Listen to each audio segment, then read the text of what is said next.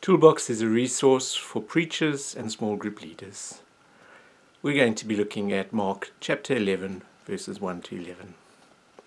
The popular title, the triumphal entry, is a bit of a misnomer because the entry is not unambiguously triumphal and Jesus doesn't actually enter Jerusalem until verse 11. Though some scholars have suggested that this is a deliberate street production done to provoke talk about messianic ideas. And certainly the collecting of the donkey not only suggests Jewish imagery of the Messiah, but also that there's been some preparation that has gone into this event. Certainly there's something strange in that more effort is put into telling us about the preparation for the event than about the actual event itself. Perhaps this is a parody of Roman imperial parades, or using their imagery to suggest what real transformational leadership looks like.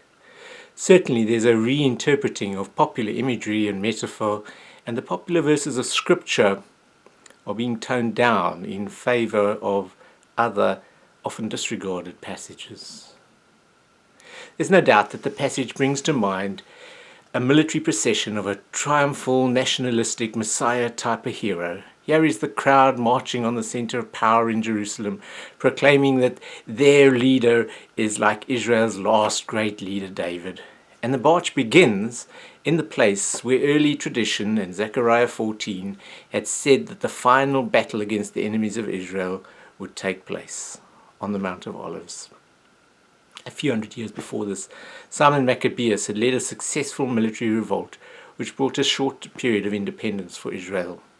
This procession brings to mind his triumphal entry into Jerusalem with praise and palm branches and with hymns and songs. You can find that story in 1 Maccabees 13.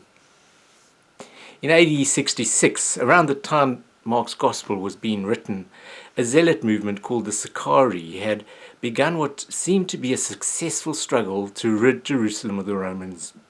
The Sicaries then led a kingly procession into Jerusalem, even while they were still fighting to capture the Temple Mount.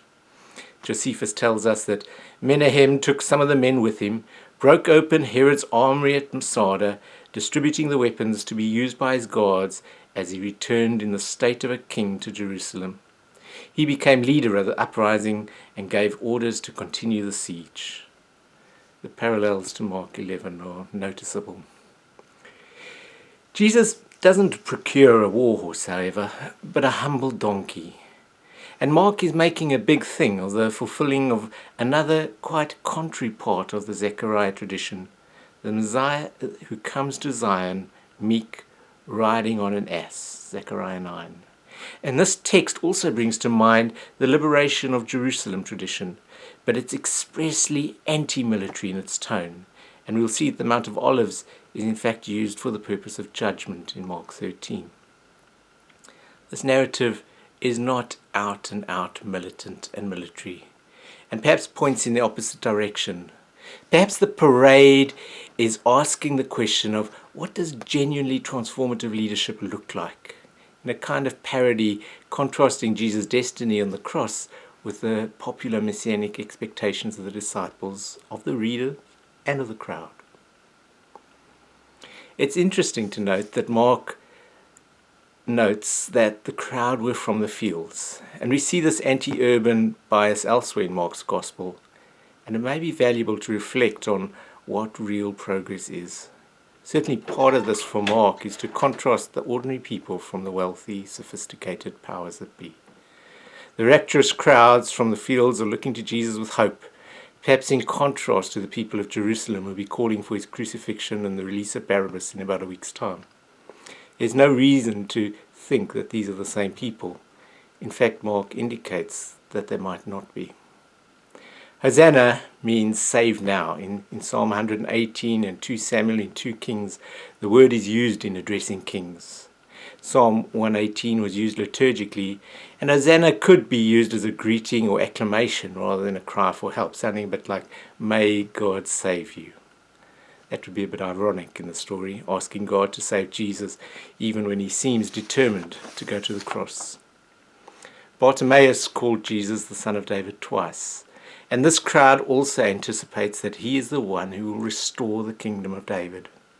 Jesus quashes this, and perhaps that's why the cry will come from the crowd later, free Barabbas, free the real revolutionary who might restore David's kingdom, execute this impostor. The crowd believe liberation will come from a rehabilitated, temple-headed state and from having better leaders. But that path is a dead end. The account ends in an anticlimax rather than in the hoped-for liberation and healing. And when the process and the procession is done, Jesus enters the city, he looks around the temple and goes back to Bethany. The enthusiasm, the wrong image of Messiah, and the misdirected hope lead to nothing happening. And Mark has drawn us into this whole traditional messianic symbolism only to throw it away at the end.